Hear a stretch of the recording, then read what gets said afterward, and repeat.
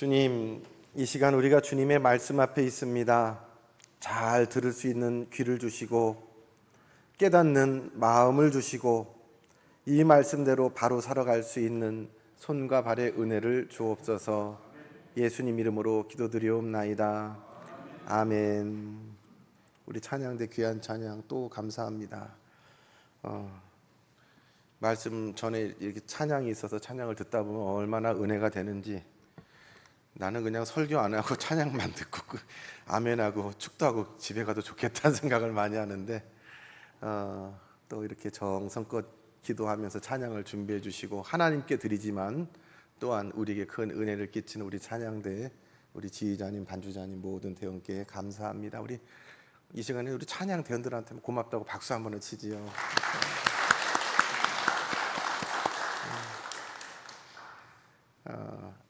추석 연휴에 이제 주일이 첫 시작 날이 되어서 아마 이미 멀리 고향으로 가신 성도도 계시고 가고 계신 분도 있고, 모처럼 연휴를 맞아서 가족들과 시간을 보내면서 원근각처에서 영상으로 예배하시는 성도님들도 계신 줄로 믿습니다.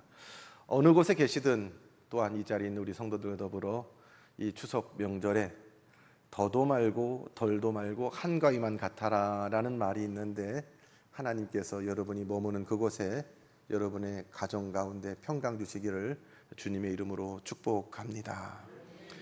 그런데 요즘에 좀 무슨 추석이 이렇게 더운지 어젯밤에도 자다가 더워서 깨고 좀 별난 시간을 살고 있는 것 같습니다. 더도 말고 덜도 말고, 여기에는 가을의 넉넉함이 있어서 늘 먹을 것으로 염려하던 백성들 가운데에 좀 풍요로움이 마음의 넉넉함을 주는 것도 같습니다. 무더운 여름이 지나고 또 선선한 이 가을이 우리의 심령을 또 평안케도 하는 것 같습니다. 그러나 돌이켜보면 여전히 우리가 이 좋은 계절을 살아가고 있지만 아직도 눈물 흘리며 괴로워하며 고통 중에 또 신음하는 우리의 많은 이웃들이 있습니다. 하나님께서 좀 은혜를 주셔서 하루만이라도, 단 하루만이라도 전쟁도 좀 멈추고 재판하던 것도 멈추고 또 아픈 분들은 아픈 것도 좀 멈추고 걱정 근심 많은 분들도 다 내려놓고 모두가 근심 없이 살아갈 수 있는 단 하루만 있으면 어떨까, 우리는 그 하루를 소망하지만 인류의 역사가 시작된 이후로 그런 시간은 사실은 한 번도 없었습니다. 지금도 전쟁하지요. 이스라엘에서 전쟁이 벌어지지 않았습니까?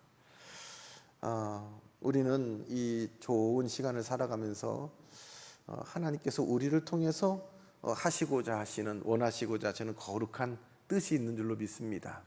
우리 교회가 여기 있는 이유도, 또 저와 여러분이 생명을 받아 지금 살아가고 있는 이유도 하나님의 분명한 뜻이 있는 것으로 믿어서 오늘 이 아침에 주의 말씀을 받으면서, 하나님, 내가 이거 어떻게 살아야 할까요? 우리가 어떻게 살아야 할까요? 우리 교회는 어떻게 살아야 할까요? 이 질문을 던지고 주의 음성을 본문을 통해서 말씀을 받기를 바랍니다. 오늘 사도행전 19장 말씀을 주의 말씀으로 받았습니다. 이 사도행전 19장 말씀은 사도 바울이 세 차례에 걸쳐서 전도여행을 가요. 1차, 2차, 3차 1차 전도여행을 하나님 은혜 가운데 잘 마친 바울은 2차 전도여행 때에는 처음에 갔던 거기를 다시 한번 돌아보기를 원했습니다. 그런데 바울의 생각은 그랬는데 하나님의 계획은 달랐어요. 그래서 바울의 계획과 다르게 성령이 이끄신 대로 가다 보니까 급기야는 계획에도 없이 지중해 바다를 건너서 생각도 못했던 유럽까지 가서 거기서 교회를 세우고 전도하고 선교하는 일들이 생겨났습니다. 아마 바울의 그 계획대로 2차 전도행을 갔더라면 바울의 2차 전도행의 최종 종착지는 에베소였을 가능성이 많습니다. 오늘 본문의 에베소입니다. 에베소는 소아시아 끝에 있는 큰 항구 도시입니다. 아주 큰 항구 도시죠. 요즘 우리 시대로 말하면은 저 미국의 뉴욕 정도 될까요? 그런 큰 도시요. 세계적인 큰 항구 도시가 바로 이 에베소입니다. 이 에베소를 바울은 2차 전도행 때 제대로 돌아보지 못하고 다만 끝물에 예루살렘으로 돌아오는 중에 잠깐 에베소를 방문했었습니다. 그때 이 예루살렘 가기 전에 에베소를 방문했는데, 에베소 교인들이 바울에게 큰 은혜를 받아서 에베소에 좀 오래 좀 머물러 주세요라고 부탁을 했지만 바울은 지금 예루살렘으로 급히 가야 되는 상황 때문에 에베소에 오래 머물지 못하고 잠시 머물다가 떠났습니다. 그러다가 다시 3차 전쟁을 하는 중에 본격적으로 에베소를 다시 찾아왔습니다. 오늘 본문이 그 내용입니다. 오늘 이 3차 전도여행 중에 바울이 두 번째로 이 에베소를 방문했을 때에 그 사이에 이제 에베소에는 알렉산드리아 출신 아볼로라는 분이 와가지고 참 이분이 말도 잘하고 똑똑하고 뭐 성경에도 능통해가지고 이 에베소 교인들을 참 잘 가르쳤습니다. 잘 가르쳤는데 마침 이 알렉산드 출신 아볼로라는 사람이 고린도로 간 사이에, 즉 에베소 교회의 교역자가 담당 교역자가 없는 사이에 바울 일행이 에베소를 방문했습니다. 그런 상황에서 에베소를 방문한 바울 일행은 거기에 엄청난 큰 영향을 미치고 돌아옵니다. 오늘 사도행전 19장이 바로 그런 내용을 기록해 놓고 있습니다. 사도 바울이 에베소를 방문했더니 거기에 예수님이 제자라고 하는 사람들을 만났습니다. 그럴 때 사도 바울이 그들에게 물어보았습니다. 너희가 믿을 때에 성령을 받았느냐라고 물어봅니다. 성령을 받았느냐. 이 성령을 받는다는 거, 예수님을 하나님의 아들로 믿고 예수님이 내 대신에 죄를 지고 죽었다는 걸 믿고서 회개해서 하나님의 자녀가 됐다는 징표로 죽음과 새 생명을 경험하는 세례를 받고, 이 물 세례를 받고 또 이 가운데에 성령께서 저들이 임하시는 성령 세례까지 임하는데 너희가 믿을 때에 성령을 받았느냐라고 바울이 물어봤더니 눈만 멀뚱멀뚱하면서 성령 그게 뭔데요? 성령 세례가 뭔데요? 라고 하면서 알지 못했습니다. 성령이 뭔지 모르는 그 성령을 받지도 못하고 성령의 존재를 알지 못합니다. 단지 그들은 요한의 세례만 알고 요한의 세례만 받은 사람들이었습니다. 그래서 바울은 그 사람들에게 예수 그리스도를 전하고 예수 이름으로 세례를 베풀었습니다. 그들이 예수 이름으로 그들에게 바울이 세례를 줄 때에 성령이 그들에게 각각 임했습니다. 성령 세례를 받게 되고 그 성령 세례를 받는 그들이 방언을 하고 예언을 하는 역사가 나타나게 됐습니다. 그렇게 사도 바울에게 세례를 받고 성령 세례를 받고 한 사람이 12명이었다. 마치 예수님의 제자 12명처럼 에베소에 12명의 성령 받고 바울에게 세례받은 제자가 탄생했습니다. 그 후에 사도 바울은 이 에베소에서 석 달 동안 복음을 전했습니다. 유대인들이 모이는, 이방의 동네지만 거기서 유대인들이 모이는 회당에 가서 유대인들을 대상으로 열심히 전도하고 복음을 전했습니다. 거기에 놀라운 복음의 역사가 일어나기도 했는가 하면 또 이 성령의 역사가 일어나면 거기에 반드시 대항하는 악한 영의 역사가 있습니다. 사도 바울을 방해하는 세력이 있었습니다. 마치 사명을 가진 양 사도 바울이 가서 역사하고 복음 전한 일에 늘 나타나서 방해하고 회방하는, 도전하는 세력들이 있었습니다. 그래서 사도 바울은 석 달 동안 회당에서 복음을 전하다가 너무나 유대인 몇 사람이 비방하고 반대하기 까닭에 더 이상 거기서 복음을 전하지 않고 내려와서 또 다른 두 번째 전략을 세우는데 두란노라는 곳에서 두란노 서원을 세웠습니다. 거기서 무려 2년 동안 하나님의 말씀을 집중적으로 가르치는 양육을 했습니다.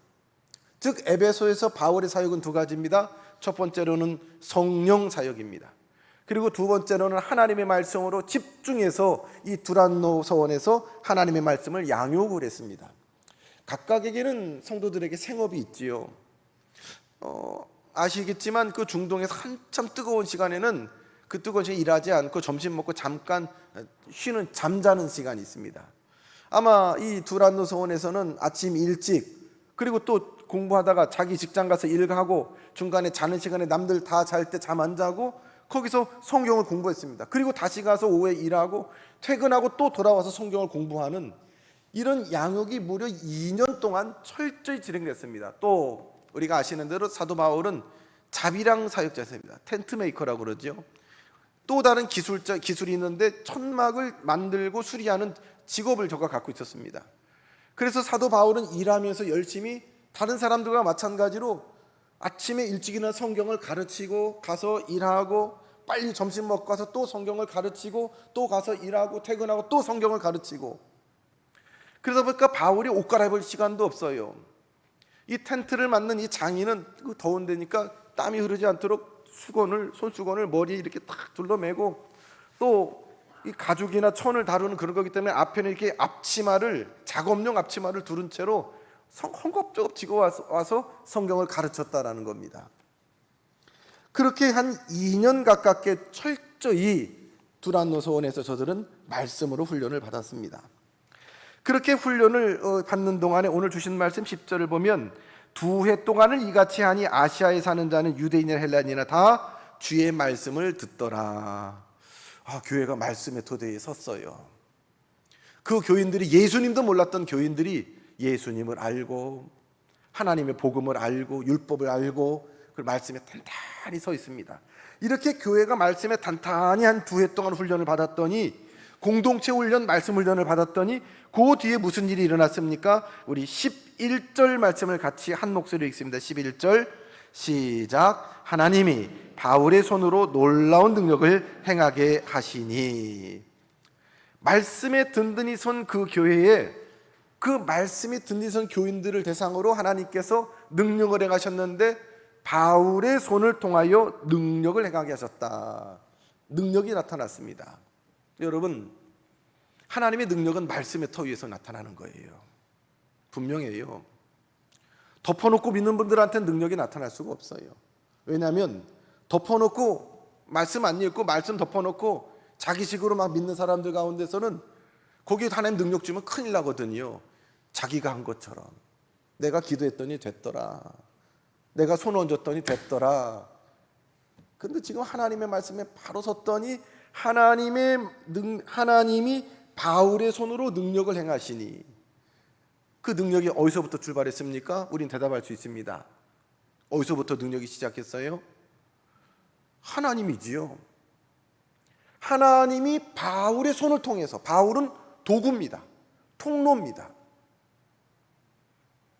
우리가 하나님 앞에 주의 말씀을 통해 바로 세워지고 내가 어디서부터 왔고 왜 내가 여기 있는지 바로 알게 된다면, 이 능력이 어디서부터 시작했는지 바로 인식한다면 우리는 하나님의 능력의 통로로 쓰임받을 수 있습니다.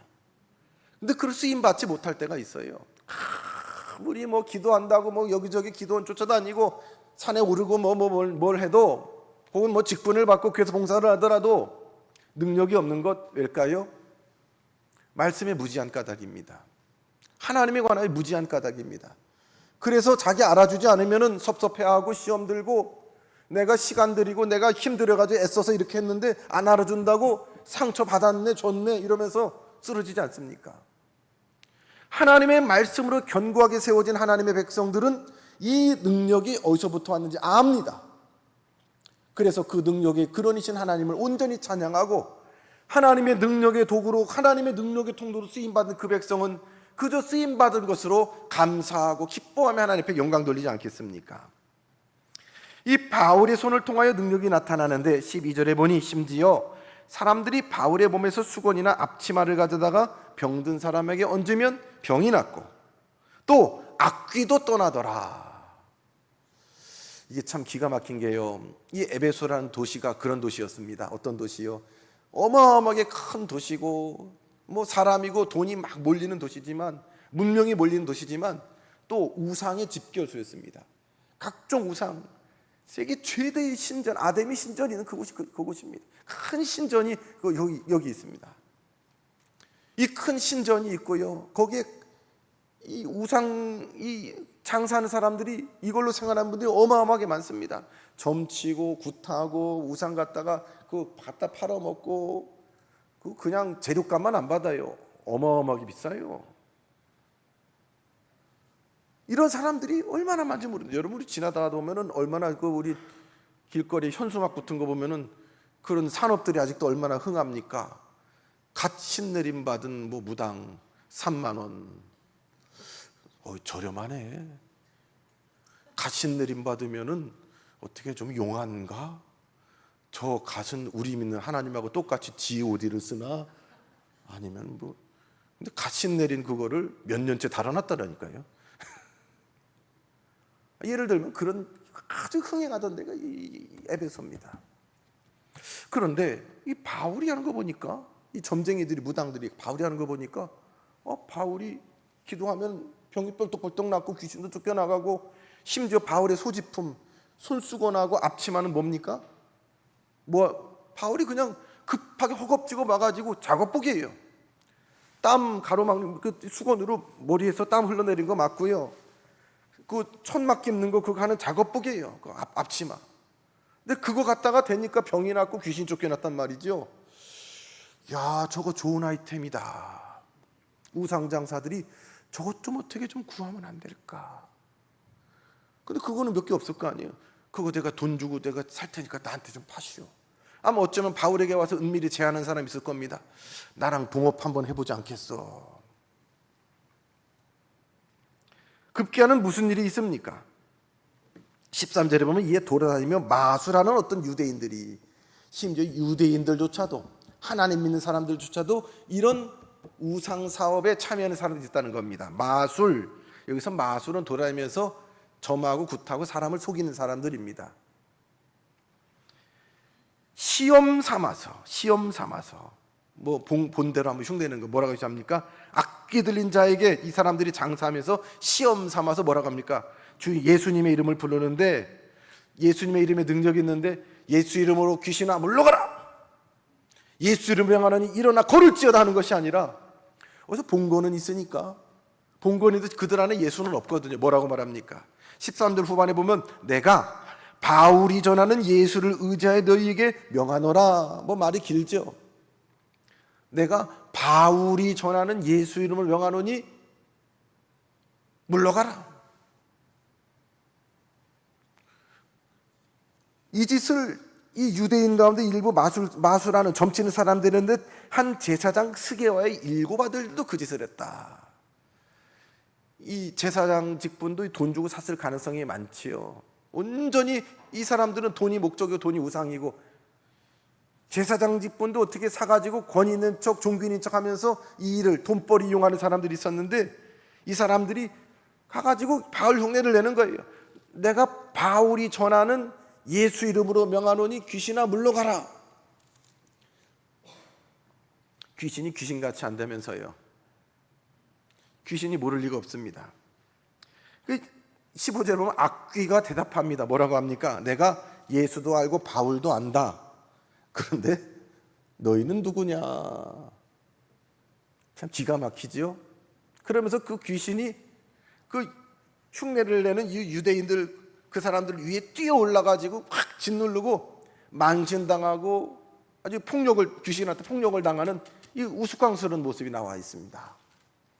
어느 시골 교회에서 있었던 일입니다. 어느 목사님 시골에서 목회를 하시는데, 어느 날 동네 사람 한 분이 교회 안 나오고 그냥 인사만 하는 분이 있었는데, 목사님을 찾아왔더래요. 그래서 목사님, 저를 위해서 기도해 주세요. 기도 받으러 왔어요.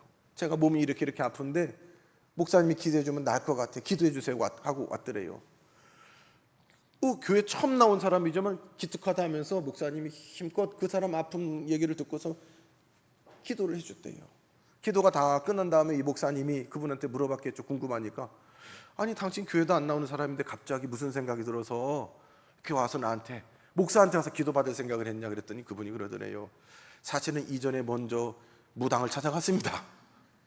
무당을 찾아가서 내가 이렇게 아프다고 복채를 내고 이렇게 하는데, 무당이 그러더라고요. 당신은 여기서 나을 병이 아니니까 교회 찾아가서 목사님한테 기도를 받아라. 그러면 낫는다.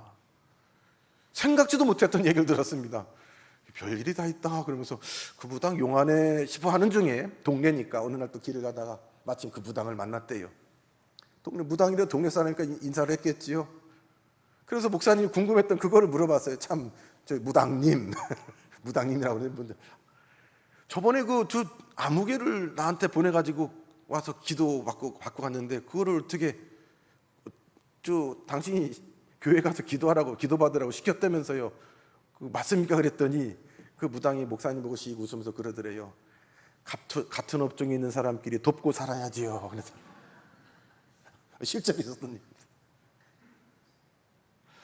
여러분, 우리가 오늘 이 아침에 예배 자리로 온다는 것은 하나님 앞에 있는 겁니다. 하나님 앞에 여러분 숨겨집니까? 가려집니까? 우리가 다들 옷을 입고 왔지만 뭐 메이크업도 하고 화장도 하고 아침에 단정하게 뭐 이렇게 저렇게 사람들 앞에서 이렇게 부끄럽지 않게끔 단정하게 왔지만 하나님 앞에서 우리의 몸과 마음을 부끄럽지 않게 잘 단정하고 오셨습니까? 하나님 앞에서는 우리가 벌거벗은 것 같지 않아요? 하나님 속일 수 없지요. 하나님 아시죠? 하나님을 속일 수가 없습니다. 또 하나님도 못 속이지만 이 성경이나 이런 거 보면 귀신도 제대로 된 귀신은 귀신같이 알더라고요. 물론 귀신이 우리를 기만하고 속이기도 하지만 알고 속여요. 알고 속여요. 마태복음 8장에 보면 예수님이 거라사인 지방으로 지나가는데 그 동네 유명한 귀신 들린 사람이 있잖아요. 무덤과 무덤 사이를 소리 지르며 다니는 그 귀신이 그 동네 사람들은 끝까지 예수님을 못 알아봐요. 하나님의 아들로 못 알아봐요. 그리고 동네 사람들은 예수님을 못 알아보고 나중에 예수님을 마을에서 쫓아내버리잖아요. 자기네 돼지 다 죽었다고. 근데 유일하게 예수님을 예수님으로 알아보고 하나님의 아들로 인정한 게 누구냐? 이 귀신 들린 사람이에요. 먼저 와서 하나님의 아들 예수요, 당신이 왜 나를 괴롭게 하려고 여기 왔습니까? 나를 떠나세요. 귀신이 먼저 예수님을 알아보고서 떠나라고, 떠나달라고, 내가 당신하고 있으면 괴롭다라고 이야기합니다. 여러분, 또 세 번째로 귀신도 우리는 알지만 우리는 우리끼리서 잘 몰라요. 내 입 옆에 붙은 바풀떼기를 누가 끝까지 몰라요? 내가 몰라요. 그래서 맞은편에 있는 사람이 바풀 여기 뭐 묻었어 해줘야지 거울이나 보고서 이렇게 하는 거지, 내가 나를 몰라요. 마찬가지로 우리 같이 교회 있으면서 우리가 우리를 몰라요. 잘하고 있는 줄 알아요. 대단히 뭐 우리가 뭘 하는 줄 알아요. 근데 우리 교회 밖에 있는 세상이 우리보다 우리를 더 잘하는 부분이 있어요. 오늘 말씀을 보세요. 이 귀신이 먼저 악귀가 알아봅니다. 내가 바울도 알아. 내가 예수도 알아. 예수도 알고 바울도 알아. 근데 너희는 누구냐? 이 가짜를 정확하게 분별합니다. 어제 우리 전사님하고 교회 일로 저쪽에 좀 두루 다니는데 그 우리 부천에도 그 이단이 좀 많잖아요. 이단 교회가 하나 탁 있는데 토요일인데 예배를 마치고 자기 예배를 마쳤는지 제법 많은 사람들이 거기서 우르르 막 나오더라니까요. 우리 교인들보다 더 많은 사람들이 거기서 나오더라니까요. 속으로 적자하니 제가 그걸 처음 봤는데, 야, 저분들은 저거 우리가 볼 때는 참 기가 막히거든요. 말도 안 되는 건데 어떻게 저기에 미혹을 당해가지고 저기를 쫓아다니고 저렇게 우르르 나오는 것일까? 딱 한 가지예요. 진짜를 경험해보지 못했어요. 하나님을 온전히 만나보지 못했어요. 하나님의 그 복음을 온전히 경험해보지 못했어요. 왔다 갔다 어떻게 교회는 다닐지 모르겠습니다. 교회에서 직분은 집사고 뭐고 받았을지 모르겠습니다. 그러나 교회를 오가면서 예배도 드린 경험도 있었겠지만 온전히 하나님의 말씀으로 서지 못하고 성령을 온전히 경험해보지 못한 사람들은 얼마든지 가짜에 미혹될 수가 있겠지요. 흉내내는 이 사람들을 귀신이 알았습니다. 내가 바울도 알고 예수도 아는데 너희는 누구냐? 어쩌면 이 질문을 거꾸로 하나님이 우리에게 던질지 모르겠습니다. 너희 예배한다고 모인 낙원교회 교인들 내가 쭉 보니까 하나님은 다 보시잖아요. 아시잖아요. 너희 누구냐? 너 여기 왜 앉아있느냐?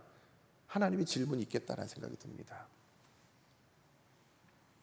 또 흉내만 내는 껍데기인 우리의 모습, 경건의 모양만 있고 능력이 없는 우리의 모습을 보면서 악한 것들이 혹은 공중권세 잡은 세상 사람들이, 세상의 것들이 우리를 바라보면서 당신들 교회들 뭐냐? 우리를 그거를 되게 들으면 불편하고 섭섭해하는데 어쩌면 그들을 통해서 우리에게 주시는 강렬한 메시지가 있습니다. 우리는 누구여야 합니까? 우리는 누구여야 합니까? 우리는 무엇 때문에 여기 있어야 합니까? 이제 50년을 바라본 우리 낙원교회는 뭐 하는 데입니까? 만약에 우리가 하나님으로부터 그 거룩한 사명, 그 말씀 앞에 우리가 하나님의 하나님됨을 경험하지 못하고 그저 우리들끼리의 교회, 우리들끼리의 신앙생활을 마치 동호회처럼 서클처럼 해나간다면 우리의 주변의 사람들은, 세상은 우리에게 너희들 뭐냐라고 말할 거예요. 이 부끄럽고 수치스러운 일이 흉내내는 사람들에게 있었습니다. 망신을 당했습니다. 가짜들이 드러났습니다. 온천하에 드러났습니다. 그동안 그들은 적당한 마술로 눈속임으로 사람들을 속였을 것입니다. 그리고 그들이 원하는 대로 그 대가를 물질로 받았을 것입니다. 그래서 사업이 승승장구하고 이거 괜찮아 했을 것입니다. 그런데 그들은 큰 망신을 당했습니다. 진짜를 만나니까 가짜가 망신을 당하고 수치를 당합니다. 그 다음에 이 망신을 당한 이 사람들의 반응이 놀랍습니다. 망신을 당하고 다음부터는 더 잘해야지가 아닙니다. 이 일을 당했을 때 에베소에 어떤 일이 있었냐면 17절에 에베소에 사는 유대인과 헬라인들이 다 이 일을 알고 두려워하며 주 예수의 이름을 높이고 믿은 사람들이 많이 와서 자복하여 행한 일을 알리며, 이게 소문이 다 났어요. 뭐라고 났을까요? 저 사람들이 믿는 하나님이 참 신이야. 저건 진짜야. 저거 흉내내는 게 아니라 저거 진짜야. 그게 소문이 났습니다. 그래서 그 진짜이신 하나님을 믿는 그 에베소 교인들을 만홀히 여기지 않았습니다. 만만히 여기지 않았습니다. 그리고 두려워했습니다. 그들이 예배하고 섬기는 주 예수님을 저들도 같이 높였습니다. 그리고 저들이 예수를 믿고 와서 자복하며 저들도 회개하고 세례를 받고 성도가 되는 일이 생겨났습니다. 여러분, 전도지를 돌리면서 교회 나오세요, 예수 믿고 천당 갑시다, 이것도 전도겠지만 엄밀한 의미에서 전도는 우리의 삶이 전도지가 되는 것입니다. 내가 진짜를 경험하면 따라오게 되어 있습니다. 전에 섬기던 교회 어느 권사님에 관한 이야기입니다. 본인 들으면 본인 얘기인지 알 수 있겠지만, 안 믿는 집에 시집을 왔습니다. 큰 며느리로. 안 믿는 집에 시집 왔더니 뭐 요즘 추석이나 이런 때 뭐 때면은 명절 준비며 혹은 뭐 제사가 그렇게 많잖아요. 제사 준비며 뭐 많은데, 이분은 어려서부터 신앙생활 하신 분입니다. 어서 교회학교 출신이에요. 신앙생활을 잘한 중에 안 믿는 집에 시집 와가지고 그 제사상 차리고 뭐 이거 하는 게 사실은 껄끄럽고 부담스러웠습니다. 근데 이 권사님 얘기가 수십 년을 다른 며느리도 있고 뭐 그 집 딸도 있고 뭐 다른 식구도 있지만 전혀 내색하지 않고 앞장서서 힘껏 뼈가 으스러져라 제사상을 차리고 명절상을 차리고 시부모를 섬기고 시가족을 뭐 많은 그 시동생도 섬기고 충성을 다했습니다.